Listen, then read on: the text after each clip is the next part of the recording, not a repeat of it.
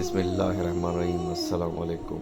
रसूलुल्लाह सल्लल्लाहु अलैहि वसल्लम ने फरमाया, जब मैयत को या तुम में से किसी को दफना दिया जाता है तो उसके पास काले रंग की नीली आँख वाले दो फरिश्ते आते हैं।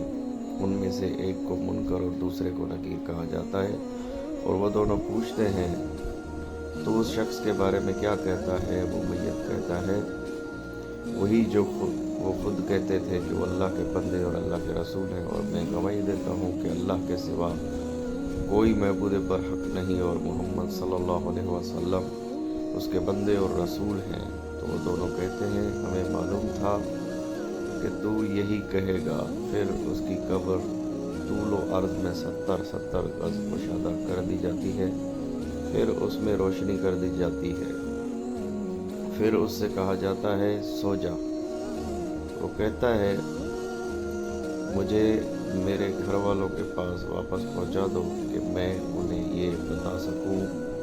तो वो दोनों कहते हैं, तू सो जा उस दुल्हन की तरह जिसे सिर्फ वही जगाता है जो उसके घर वालों में उसे सबसे ज़्यादा महबूब होता है, यहाँ तक कि अल्लाह उसे उसकी उस ख्वाबगाह से उठाएगा। और अगर वो मुनाफिक है तो कहता है, मैं लोगों को जो कहते सुनता था वही मैं भी कहता था, और मुझे कुछ नहीं मालूम। तो वो दोनों उससे कहते हैं, हमें मालूम था कि तू यही कहेगा। फिर ज़मीन से कहा जाता है, तू उसे दबोच ले।